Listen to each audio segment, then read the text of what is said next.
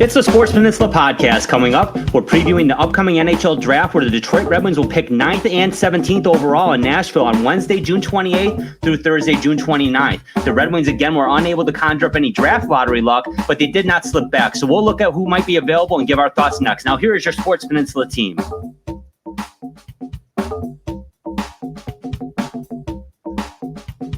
Hello and welcome to the Sports Peninsula podcast. Once again, a draft edition. This time we venture away from the NFL and onto our friends frozen surface over at Little Caesars Arena, those Detroit Red Wings, who showed improvement this year. The Yzer plan is definitely been laid out and is in effect. And here we are once again in a big draft here with 5 picks in the first 2 rounds. I'm Andy Scheel. I'm joined today by Drew, our co-founder and tremendous comrade. How are we doing today, Drew? I'm great, Coach. Real good. Excited to talk about this draft because, once again, the Red Wings didn't get any draft luck and jump up into the top 5 or top 3 for that matter. Of course, we all wanted Connor Bedard, who we won't be talking about today because what's the point? He's not even going to be there. So that was disappointing, but we'll talk about it. And there's some hope. There's a lot of talent at 9. They're going to be in good shape. Yep. We have 2 picks in the first round. We have pick 9 and 17, and then 3 consecutive in the second round at 41, 42, and 43. So, really, it is going to be an exciting few days at the draft and with the NHL draft. This year the Wings finished 35, 37, and 10. Quite an improvement, 80 points. And that was good enough to land them the 9th overall pick. Which the ones that hurt is when you are the worst team in the league or the second worst team in the league, and somehow you lose ground and you're in the picks of the lottery. Yep. And that it just seems like that's the luck of the Detroit teams, minus getting Cade Cunningham a couple of years ago. At least with basketball and hockey, these lotteries are very unkind to the Detroit sports teams. But we got the 9th overall selection, and then we have the 17th overall selection via the Islanders via the Canucks. So. As mentioned, part of the Yzer plan, Drew, seems to be a ton of acquired first and second round, third round draft capital. Where do you see this going? Well, and that's a great point, Coach, because that is Steve Yzerman. That is the Yzer plan. If we hadn't figured that out yet, we know it now. And case in point, the Red Wings, a few years back, and I had forgotten about this, but I recently read it. We needed some defensive help to try and make one last playoff run, part of that either year 24 or 25 in that streak. We picked up a guy named Kyle Quincy, who became a pretty solid defenseman. He started with Detroit.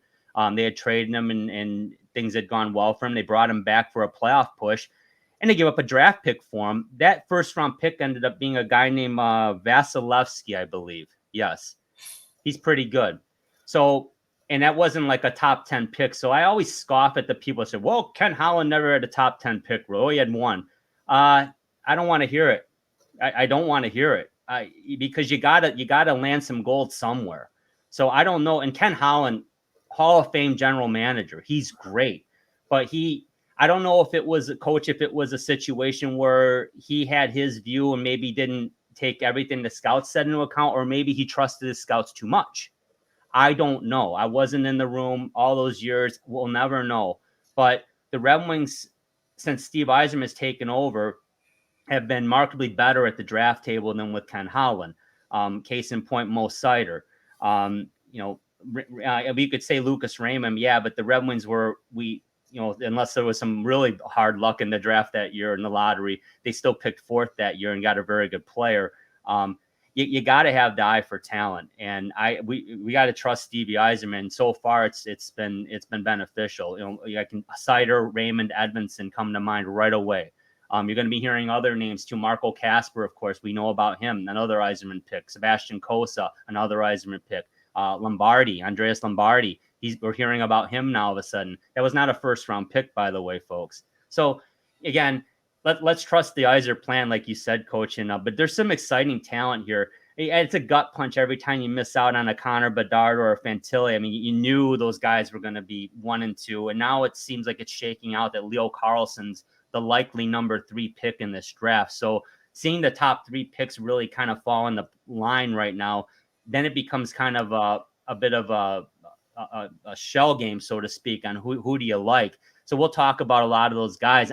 Again, Coach, there's guys we're going to talk about that I see the scouts and the prognosticators saying, well, the Red Wings should get him at 9. Then you go to the next website, well, he's going to be there at 17. That's a hell of a drop. But it shows you the volatility of the prospects in the NHL draft. No, it absolutely does. And with the Wings being pretty fluid in regards to the type of player that they could select, I mean, whether it's going to be a forward, a defenseman, I wouldn't think that goaltender would factor in at 9 or 17. By all accounts, that's not at all something that is being discussed, nor is it really 41 through 43. No. Perhaps later in the draft. I mean, acquiring goaltender talent is never a bad thing. But really, the focus is on forward, both center or wing, and or combo forward, and or an elite defenseman that could get up into the fray and support our blue line and get into a pairing sooner rather than later.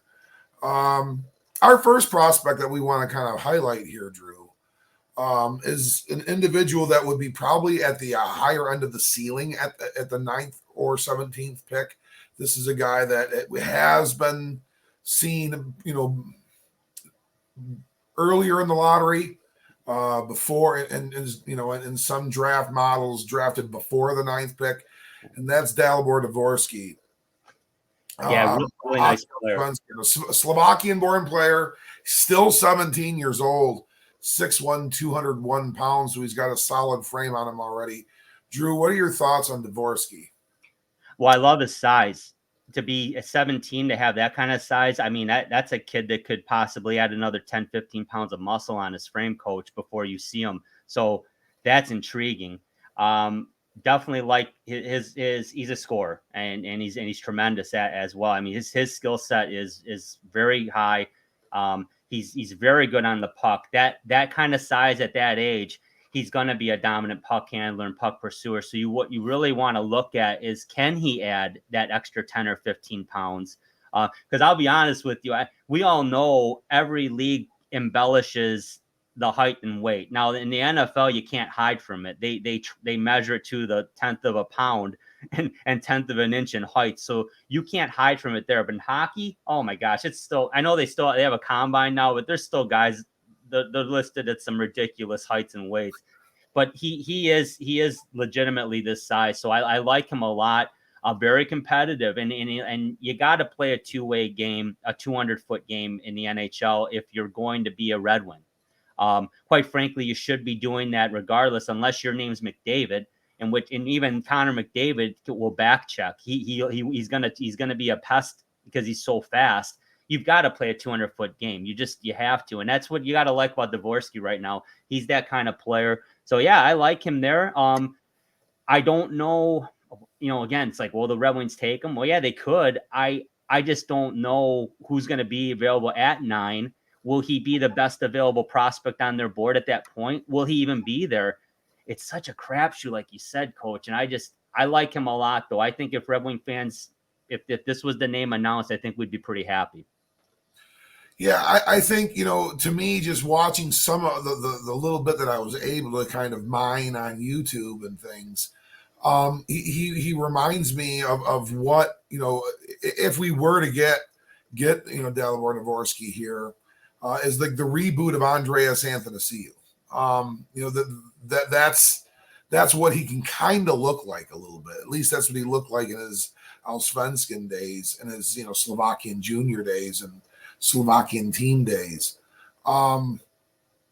He's an intriguing talent, and he is explosive. He's got that European skating ability. He can really redirect quickly. Time will tell.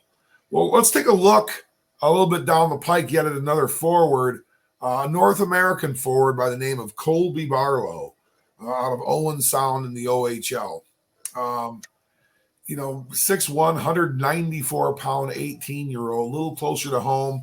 We've got a little bit more notes and notabilities. Played quite a few games here, in Saginaw and Flint. What do you know about Colby Barlow? Well, I like his two-way game. Again, you'll hear me at nauseum talk about playing a two-way 200-foot game, and it's just essential. You've got to be useful on that ice at all times in all facets of the game. On a 5-on-5 at least. Obviously there's power play specialists, there's penalty killing specialists. Some guys do both. But you got to, on 5-on-5, you got to play 200 feet, and that's what this guy does. The comparison to Tyler Bertuzzi, to put in perspective for Wings fans, is legitimate. He has the ability. He projects to be a 30-30 guy. That's a pest that can kill penalties. That'll help you on the power play. So he's an all-around talent, natural goal scorer. And at juniors, you have to see that to be talked about in the top 10, and that's what he does. He's a power forward. He's another kid right here. He's got a man's frame. He just turned 18. He's 6'1", 194, legit. He's got some good size to him. He can also pack on some more weight at the pro level as well. He's a strong kid on the puck. I really like him. Again, it's going to be interesting to see what Steve Yzerman does at 9, because he's going to have a lot of guys to choose from that really have, it seems like, similar skill sets, similar statistics from whether their junior years or whether they've been playing overseas. It's going to be a tough choice. But again, nobody should be complaining if the Red Wings draft Colby Barlow at 9. No, not at all. I mean, and, he wouldn't be up here immediately. He's an 18-year-old kid. It would be a couple of years of seasoning, perhaps even more time in the OHL and competing with Owen Sound still. But he has the kind of makeup, his play style. Most Red Wing fans and a lot of paying Red Wing fans are all over that. They love that. I mean, he's been compared to Tyler Bertuzzi, who was wildly popular while he was here, rightfully so. When, and we saw it again when he was, kind of traded to Boston. It was rejuvenated. Clearly, Tyler Bertuzzi, thrived,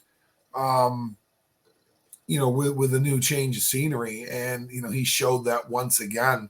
Colby Barlow would be a very welcome talent. His skill set and what he brings to the table would be great. So another interesting name, 9 or 17, Drew, would you say more with him? With Barlow? Ooh. Yeah. I think with him closer to 9, personally. Okay. Yeah. Okay. I'd be shocked if he slipped to 17 in my view. Well, let's stay in the fine nation of Canada. Different league, however. We're going to go to the Western Hockey League, and we're going to talk about Andrew Cristal, 5'10", 165. So a little bit of a different build here, and a different type of forward. Andrew Cristal, Drew, what do we have here? Yeah, you hit it on the head, Coach. Not quite the frame, although he's getting there. 5'10", 165, easily will be $185, $190 by the time he hits the NHL level. So I'm not too worried about that. However, he's not somebody he's not a candidate to be making an immediate impact this year. He likely plays another year in juniors. Now, here's a guy again. Is he skillsy and talented enough as a playmaker and a puck handler to be viewed as a number 9 pick, or is his build viewed as more of an obstacle where he might slip down? I don't know, and I think that's where a lot of people are kind of hung up. He was a childhood teammate of Connor Bedard, so certainly I'm sure some good things have rubbed off. Certainly from what I've seen on and watching him play a little bit and watching a lot of highlights, he's got ability. There's no question about that. But again, a bit of an enigma with the size and strength. It's going to come down to do general managers, in this case, does Steve Yzerman in particular view Andrew Cristal as strong enough on the puck and good enough to where maybe in 2 years we see him. If the prognosis is, we might not see him for another 3 or 4 years, that's what might force a GM to pass on him. But the talent's there and the potential's there. So, Andrew Cristal, whether it's at 9 or 17, if it's at 17, you're real happy. If it's at 9, I wouldn't be disappointed one bit. He's a real good hockey player. Just don't count on him to be making appearances as quickly as Raymond, Casper, and Sider made. That, and Edmondson, for that matter. Those guys all they've escalated very quickly through the ranks, and we'll likely see all of them in Detroit next year. We pretty much did anyways last year in spurts, but count on them being there. Yeah, Cristal's a good hockey player, Coach. I no problem with him at 9, but would be very happy at 17 to get him. That would be great. Yeah, and I think you pegged it very, very well, Drew. You know, the size is something that he needs some time to incubate. You know, he needs to grow. Likely doing that in the Western Hockey League once again for Kelowna. And then at age 19, see where he's at, and you know, maybe transition into the minor league systems at that point. You know, and watch this young man become the next John Tays. You know, watch that's what happens. But for me, if we're looking, and I'm not so sure that is in the Yzer plan to get people up here as fast as possible. However, you know, we are trying to revamp this roster. Is you know, Andrew Cristal, you know, somebody at a 9, if that's the only place you're going to get him, somebody that's worth of taking, rather than somebody that could get here a little sooner, we shall see. Well, staying in the forward room, Oliver Moore, an American-born player, committed to the University of Minnesota, 5'11", 176-pounder. What would the Red Wings be looking at with Oliver Moore? Well, you're looking at a guy that has good size, not huge, but you know, certainly adult size there. 5'11", that's my size, Coach, right there, pretty much to a T. Except I'm 48. I got 30 years on Ollie Moore, but he's got my size, so probably could add about 10, 15 pounds of muscle to be in the league. But he is a commit to Minnesota, which is great, because that's going to get, I mean, the NCAA and the U.S. developmental program have been pumping out players, top 10 talent, and Oliver Moore is yet another prospect who's in that same vein. Fast, dynamic, and crafty, man. He can make plays, and you got to like that. You got to like a guy at the pivot in the center that can do that. Excellent forechecker and two-way minded player. This is like, he's not as big as Marco Casper, but he plays a similar game. Not quite as physical. So to give Red Wing fans kind of a comparison somewhat, but Oliver Moore is a nice player. He's going to a great program in Minnesota, so you got to feel good about that. You don't have to rush him to Grand Rapids or Toledo. He's going to get plenty of seasoning and as a Golden Gopher. Would really like to see him go down. And here's another name too, Carter Mazur, another Yzerman pick you likely will see this year. That guy can play hockey, and he needed to go to Denver when they drafted him. Similar to Oliver Moore. I mean, yeah, we know about him. We hear he's good. We've seen highlights. Yeah, we like him. All of a sudden, a couple years later, Carter Mazur's in the Hobey Baker conversation, and he's getting the conversation of making the Red Wings. So that's the kind of potential I see in Oliver Moore, quite frankly. And you know, let's wait and see. But like him a lot, Coach. At 9, he would be a nice pick. Yeah, and you know, with the American-born player, with far more of them going USHL route, or NAHL route, and then being able to attend the university level, it's just a more, you know, that's kind of the American pathway in many ways. We see American-born players go into to the OHL and play CHL level hockey, Sure, and forfeit basically their ability to play at the college level. But you know, that much more of the Canadian prospect, you know, goes that route. We also see Canadians that come into that save the ability to play at the university level and come do so here in both Canada and the States. But you know, Oliver Moore's path is something that we've seen kind of become more of the trend that we're comfortable with. You know, we saw in Dylan Larkins, this was his path. yeah. A lot of other successful players. Anyone that played at the University of Michigan that's thrived in the NHL, and there's a lot of players. And we can say that from other programs too. I like that path. I think it would do him well. Again, this would be somebody that at 17, this would be really, really nice. This would be really, really nice. Well, onward and upward, Drew. We are still staying among the forwards, and I think there are still several more we could probably talk about. But for the sake of transition here, this will be our last forward. Oh, we got a couple more I want to bring up, Coach. I got talking about some guys that are actually looking at possibly going above 9 that could slip down. I want to touch on a few of those before we hit the defenseman. Well, excellent. Well, I'm all for it then, Drew. I'm all for it. But this is a scheduled forward that we were talking about. And this would be now, I think, more drifting towards the 17th selection, where Nate Danielson, who's another Western Hockey League prospect, this time out of Brandon and the Wheat Kings, 6'1", 185-pounder. So we're talking about a little bit of a bigger prospect here. Thoughts on Mr. Danielson? And we're not talking about Gary. No, we're not talking about Gary. No, former Lion quarterback and broadcaster, right? Every time I hear Wheat Kings, I think of the Tragically Hip, and that's Canada, right? But yeah, great program there. Nate Danielson to me is the second biggest enigma in this draft.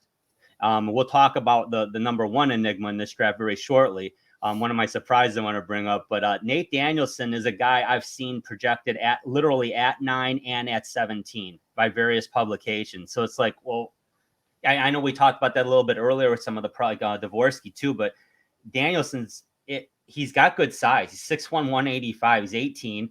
He's a two-way player. He's a scorer, quick and strong and agile skater. He's got time, and you can see he has a feel and the touch for the game. So that's what I really like about him being a playmaker. He just seems to just have it seems like his IQ is a step ahead of a lot of the other guys he's been playing against. And that's huge. You got to like that. Real good player. Again, I think with Danielson, it comes down to, I hate to make it generic, but it is, how quick do you forecast him being in the NHL? Do you see him being there in 2 to 3 years or 4 to 5 years? That to me is the deal breaker on whether he's going to be there at 9 or whether he's going to slip down to 17. It really comes down to that. Talent wise, he's as good as any of the guys we've been talking about. It's about how ready of an NHL prospect are you? And Danielson seems to have more questions around him than others. And I won't try to answer that because I'd be BSing people. I don't know why that is. I do know this. If Nate Danielson's name is called at 9 or 17, once again, I'm happy. It's a solid hockey player, Coach. I like him. I don't know hockey scouting from the ability that I'm a little more aware of maybe in the sport of football. I don't know if there is something that scouts have seen, if there's an injury past, whether Nate Danielson's had concussions. I don't know what it is, but he does kind of just seem like somebody that is definitely a top 10 talent. Whether maybe he in this draft there he's just a half step slower than maybe some of the other prospects, or some of the skating tests and those kinds of things. Some have shown a little more finite, ability there. I'm not so sure, but he does just looks like some. Now he needs to incubate a little bit, although physically he's somewhat there already, pretty close to. He does need to be able to take that feel for the game and add it to an elite speed level. Yep.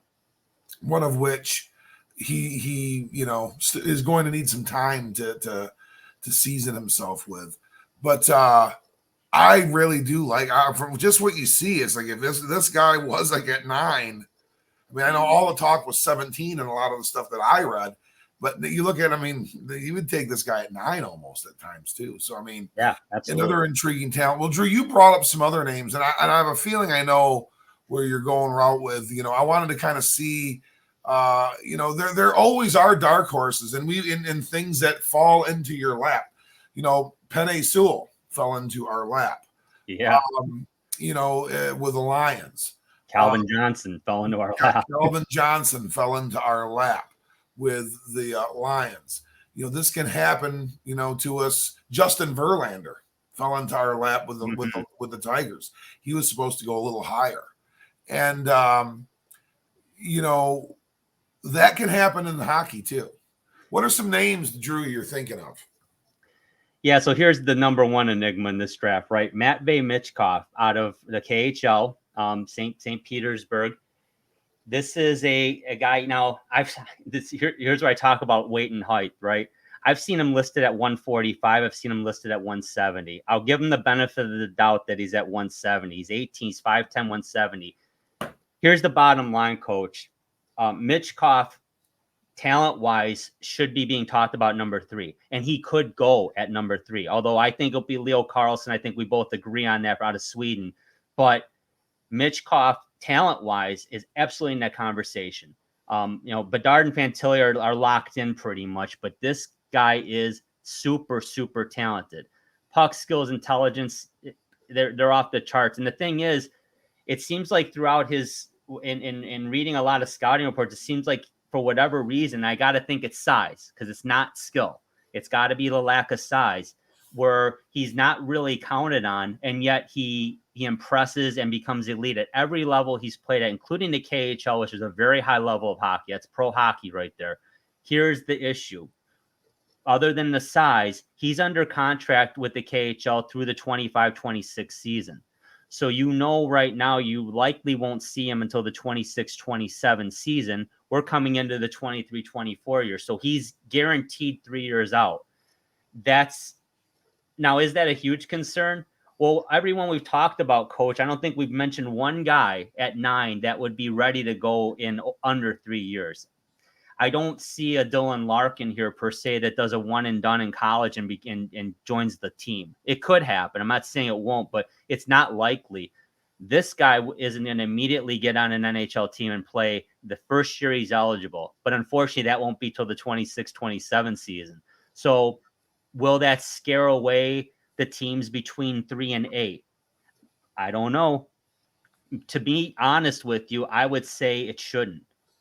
I'd be quite frankly raising an eyebrow as to why he would slip to 9 if he did, because he's just too talented for a team that's picking in the top 10 to say, nah, we need a guy that can play in the next year or two. Now, of course you do. Go sign a free agent then. Don't rush that guy up, because that you could ruin a prospect that way. It's happened many times. Michkov is super talented.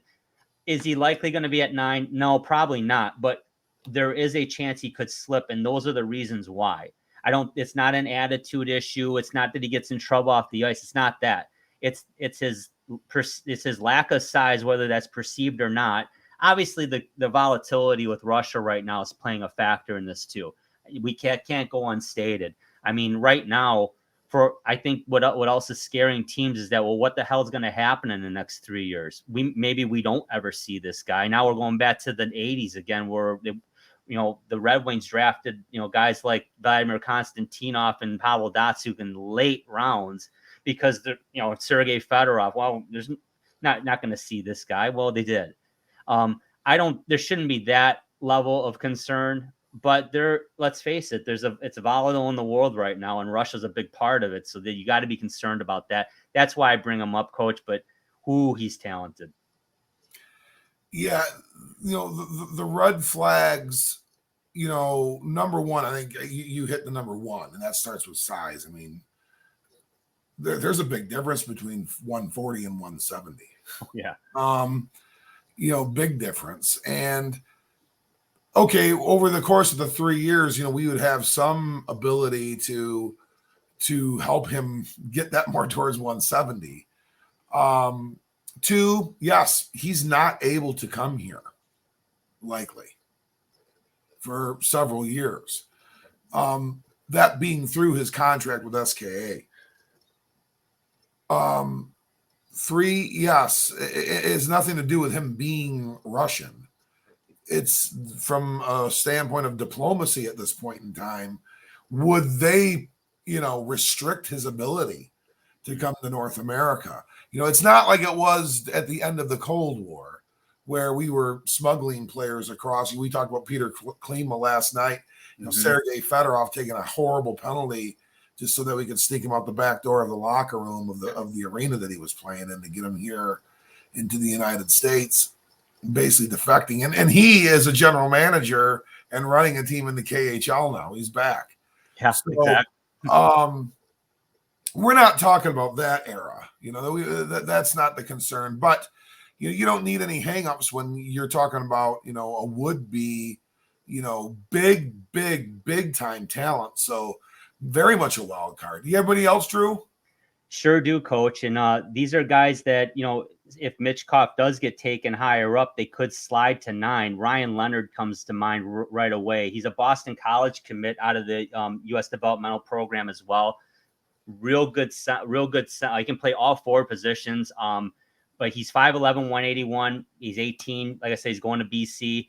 He can play every forward position well and very responsibly. He's a very good two-way player, real strong on his skates and physical. He does translate to Marco Kasper to me as far as a prospect goes. I like him a lot, Coach. I'll go to the next guy too, because he happens to be the top center on the U.S. developmental team. It's Will Smith and he's also a BC commit. He's 6 foot 172. Strong and agile skater. He's not fast, but he's real slippery. So he kind of he's a great playmaker. I've read comparisons to Patrick Kane about Will Smith, Coach. So he's an interesting guy. Could fall back to 9, but he's definitely in the conversation between 4 and 8. And then the last guy I want to talk about, Zach Benson out of the WHL for Winnipeg. He's a little smallish. He's 5'10", 160. Ooh, is he fast? He is a slick skater. I think I see Kane more in Benson than I do anybody else. But Zach Benson could be a guy that slips to 9. Not likely, but could be if maybe one of the guys we talked about earlier maybe draws some attention and pops up above and gets drafted actually above 9. Guys like this could slip back. But it's a pretty deep forward group. But there is a significant drop-off after, obviously, Bedard. He's going number 1 to Chicago. Fantilli number 2 to Anaheim. Carlson likely at number 3, but then you've got Michkov in that conversation. And then you've got that big group we just talked about. And, I mean, God bless you, anybody that says, oh, I know what they're going to do. Good. Well, share it with us. And also, take me to the corner store here, and let's pick some lottery numbers, too, for Powerball and Mega Millions. I like that, too. If you're that good, let's take a trip, man, brother. We'll split it 50-50. We're good. It's such a crapshoot. I liken it to baseball too. It's very, baseball is even tougher, to be honest with you. Hockey, there's some guys we're talking about right now, like Bedard and Fantilli and Carlson, possibly not Michkov, but Carlson, that could absolutely be in the NHL next year. Bedard and Fantilli will. Carlson's got a shot. The rest of this group, a year to 3 years away. So I think that's where I see it, Coach. And, it's going to be really interesting to see what the Red Wings do. And then you mentioned that earlier, goaltender likely not in the cards for Red Wings, and absolutely not. It won't be. I don't believe. Billy Husso is locked in right now at number 1. Sebastian Cossa, who they traded up to 16 to get, has now distinguished himself as a very, very good goaltender in Toledo. Had an outstanding second half and playoff for the Walleye. Will be in GR next year. And hey, let's see what happens. I don't think he'll be a Red Wing next year, Coach, just because you want to get him in the games at least half the time. And I don't see that happening next year with Billy Husso there. So, but I don't think drafting one's in the cards, and I agree with you on that. But we can talk about the defensive prospects next. We've got a couple names to throw out there just in case, someone catches Yzerman's eye, but they've definitely bolstered their blue line. But we can talk about Mr. Reinbacher here. He's a nice player. I don't know if you want to touch on him a little bit, Coach. He's a good one. Oh, no, go ahead, Drew. I mean, you segued right into it. Keep on rolling. Awesome. All right. Well, he's out of Austria. Austrian player, 6'2", 187. So you like that he's got the height, which is an average size defenseman at this point. You definitely want to see him over 200 pounds once he hits the NHL level. But he's considered the top defenseman in the draft right now by many of the Bureau's agencies and scouts. He's a two-way defensive player, so he's responsible in his own end, but he can certainly skate and be a threat on the offensive side of things. Would like to see him certainly be a quarterback on the number 2 unit on your power play at the very least. But he's real good at pacifying rushes. And this is, I love how, and you wrote this up, Coach, and I love it because he pacifies rushes and he's got really savvy angle shutdown styles. That describes exactly what Nick, I'm not comparing him to Nick Lidstrom, but that was Nick Lidstrom's game. Absolutely. He didn't beat anybody up. Nick Lidstrom was a Lady Byng candidate most of his career. But oh man, perfect angles. And it didn't look fancy, but just could read angles, understood how to take guys off the puck without it being in a clean manner. And makes it look so easy that you think, well, it's not that difficult. Oh, the hell it's not. It's real difficult. And David Reinbacher definitely has that kind of skill set. I like it. Just seems like he's the greatest value of any of the prospects that we've spoken of, even including some of the forwards that we would hope to slip down, whether it be Michkov, Leonard, or Smith, or any of the aforementioned forwards that we did talk about, Dvorsky or any of them. Reinbacher, to me, and I know he's Austrian. I do think he plays in the Swedish league, the Swedish National League. Yep. I mean, the good size and his style and understanding of that style. I don't see how he makes it to us. I mean, if he's the top defenseman in the league, and we've seen runs on defensemen go very, very early, it doesn't seem to be that way with this draft. This seems to be a little bit more of a forward-heavy early draft. But boy, is that answering a bell for the Red Wings if they could get a player like Reinbacher. Can never get enough defensemen. Never get enough. Well, and this one I think definitely would be where it's been seen more in the latter portions of the draft. So we're talking at 17. It's not even out of the realm of possibility that Tom Willander gets even maybe into the 40s. Which we, basically break the 40, level selections in with the first, or 3 of the first 4. Yeah. But Tom Willander, is out of Sweden. He played in Rögle there. He is one of these players, an international player slated to play in the NCAA for Boston University Terriers. And I've got a Boston Terrier here just laying in, being a good boy today here in the office, but he wouldn't be, I guess he's right now he's in shot block mode, on the power play, in his position he's laying in here. But what do you think of Tom Willander? Good hockey player, very good hockey player. By the way, say hi to Barry Sanders for me, by the way, too. We love him. But yeah, Tom Willander's a real good hockey player.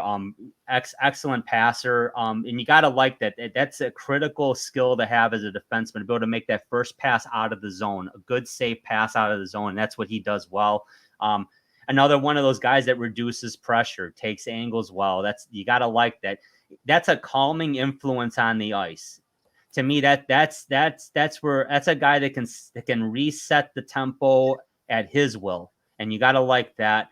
He's mobile and two-way minded again. So he's similar to Reinbacher in his skill set, probably not as advanced and probably won't be quite as he's not as tall and probably won't be quite as big, but he's going to get a very good education on the ice and off the ice at BU. That's a great hockey program, great school. So that's the kind of place you want to go.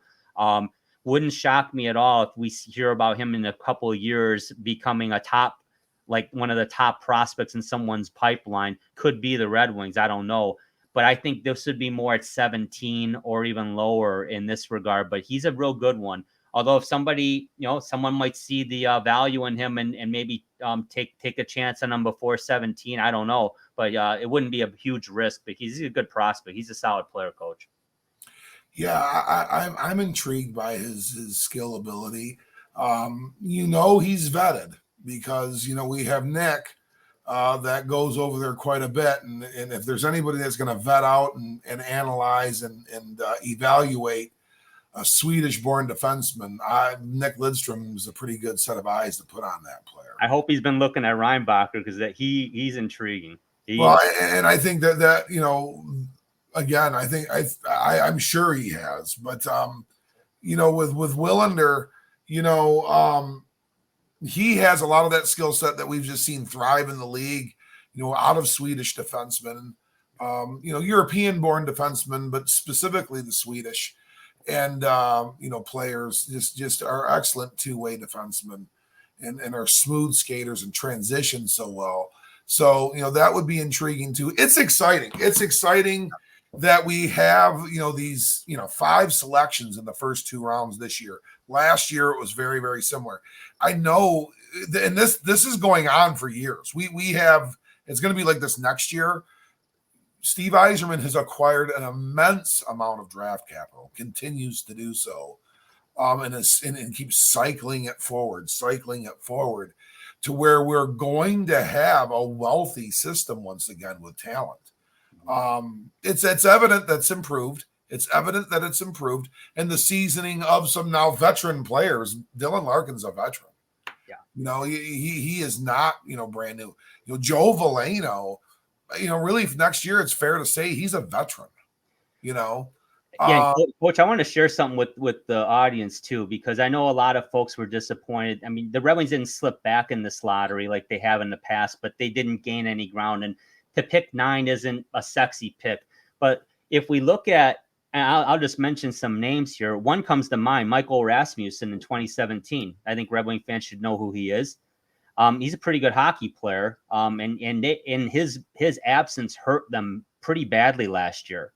So I think people need to understand that you can get some value here. Trevor Zegras comes to mind. Zegras, a very good hockey player. He was a strong Calder candidate against Lucas Raymond that year with Sider as well, and Sider ended up winning it. But this was the runner-up. He's good. Marco Rossi, Dylan Guenther, Matthew Savoy was drafted last year. How about Mikhail Sergachev? He's pretty good. Timo Meier. He could become a Red Wing this year in free agency, probably getting a $6, $7, $8 million a year deal for the next 5, 6, 7 years. He's a pretty good one. Bo Horvat, there's another guy. Jacob Trouba. Here's one. Dougie Hamilton. Josh Bailey. Logan Couture. Dion Phaneuf. I'm going back a little bit, but you can get a lot of good value at 9, Coach. So I'm personally not really. I mean, obviously everyone wanted Bedard or Fantilli. That'd be great, but hey, they're going to get a good hockey player at 9. Well, and you know, and it's for a separate episode later in the summer. They're going to go. They have free agent capability. You know, one of these times they're going to strike the iron there too, which is going to enhance, you know, really any of these picks by, you know, you bring in another superstar forward.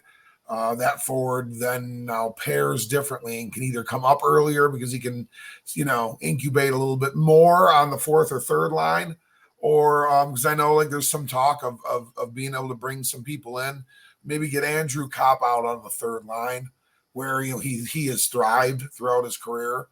Oh, yeah. You know, but this is a draft. This is a draft, episode. I do think. I really do think we're going to see a few forwards drafted. I don't know if those are going to be at 9 and 17 or you know, if those are going to drift into the 40s. If we do not address defensemen at 9 or 17, I can assure that it will be in the 40s somewhere. Yeah. Do you think they could try to trade any capital and move up? Yeah, they could, and they have a lot of it, as you mentioned. They did for Sebastian Cossa a couple of years ago. Yeah, I mean, you're at 9 and 17, and you've got those 3 in a row in the second round. I believe 41, 42, and 43. If they really like someone a lot, and you think about it, wouldn't be a big. I mean, if they took 2 of those 3 second rounders and packaged there would be a huge move. But to me, if you do that, you're going after Michkov, possibly. So to go up and get a Michkov, it might take those 2 second rounders and the 9 and 17. Now it's a lot, but you still would have the 4th overall and one of those second rounders. So it's not like you're devoid of draft picks. You would just take that capital and go after what you would think is a sure thing. They absolutely could. It wouldn't surprise me. I think it's not likely, but it could have. Put it at a 70-30 percentile, I would say, Coach. 70% chance they stay put. but there's a 30% chance they could make a move or two. I don't know if it would be a splash to go into the top 5, but it wouldn't surprise me if they moved up again. Not at all. Yeah. I've read, you've read, it's no doubt they like Fantilli. They do like him a lot. I think everyone but Chicago would love to have him, but they have other plans. Getting the number 2 pick is going to be that's going to be tough to do, isn't it? Yeah. Well, if I'm Anaheim, I'm not even thinking about it. My pick's in already. To me, Fantilli is an instant, and they have it. Anaheim. I mean, they have guys like Trevor Zegras. They've got talent there. They've got a physical team. They're getting better. To me, why would you trade out of a spot where you're going to get a power forward who's NHL ready now? No way. I'd be scratching my head on that one. I'd be concerned about Fantilli, to be honest with you, if Anaheim traded out of it. So no, I don't think so. That to me, trading could happen as early as 3rd, but not likely there. If I'm at number 3, and I believe that's Columbus, I'm going to take who I like, either Carlson or Michkov at that point. I'm not going to move. But between 4 and 8, hey, people are going to do business. Well, hey, exciting times. Oh, yeah. Draft time, date and time, Drew? Yeah, that's on the 20. It's weird. It's a strange time frame for some reason. It's in the middle of the week, actually. It's Wednesday the 28th, and for the first round, and the rest of the draft's the 29th on Thursday. So I expect it to be a Friday, Saturday, and it's not this year. It's in Nashville, so they'll get a good amount of people there. I happen to live near there for a year and went to a lot of games. It's good fans, a lot of transplants. But now that the team's been so established, they got a good fan base down there. It's a lot of fun to watch hockey, so it's good that they're getting it. And but yeah, it's going to be fun. But yeah, it's a Wednesday the 28th, and we'll see the stuff start shaking out a little bit. So yeah, we've got the NBA draft on the 22nd, which is coming up next week after this episode gets published, and then the draft that we just previewed now. So there's a little time for some things to happen, but until then, I mean, it really, it's going to be exciting to really watch. Whether you're going to check it out on ESPN or on the NHL Network, if you're able to, because we could go in a few different directions. Definitely can go in a few different directions. And there's always the possibility we move up to do something even a little more splashy. Drew, any closing comments before we end this one out? No, just really looking forward. Thanks for your contributions, Coach. Love the scouting reports. The bottom line is this is, the Red Wings are continuing to build. And I know the Red Wings have gotten a lot of leeway thanks to Steve Yzerman. I mean, a 3-year redevelopment plan became 6 years because fans are going to give him that. And he flat out said it. He said it every year. He's like, this is not going to happen overnight. And we know that. But I think this year fans want to see a true playoff push. Quite frankly, to miss the playoffs like they did last year wouldn't be acceptable. Now, if they miss the playoffs this year, it's going to have to be a lot more competitive situation where it's coming down to that final week of the season and things just didn't work out. Really, really important. Definitely important to be in the playoff mix by Thanksgiving. That's always been a barometer. So really looking for good things from this team. Want to see these other picks like Casper and Mazer and Edvinsson and Soderblom come up and make this team this year and make this team a lot better. So that's what we're looking forward to. Absolutely. The next step up, which is, really, not in the lottery at all. Not in the late spots, even where you don't really move around too much. But let's get out of the lottery and back into the playoffs. Absolutely. We have the longest, consecutive streak of making the playoffs. I think now we have the longest consecutive streak of not making the playoffs. So yeah. it's definitely time to get off the snide, and hopefully this draft yields some prospects that will become the type of talent that helps the Red Wings return to the heroes of Hockey Town that we all know and want and love and need to replace, so they can do their Cure auto insurance commercials. I think it's kind of interesting to see we get new faces doing those things. Yeah. But at any rate, this has been a lot of fun, and go Red Wings. LGRW. And let's get some good players on the 28th. For Andy Shield, this is, or for Dave Druzinski, this is Andy Shield. Sorry, I'm again, this is not, I'm not that lead dog. I'm batting in a different spot in the lineup here, Drew. It's still, you're still getting on base. We're happy. It's okay. Good. Well, for Dave Druzinski, Drew, I'm Andy Shield, and this is the Sports Peninsula Podcast.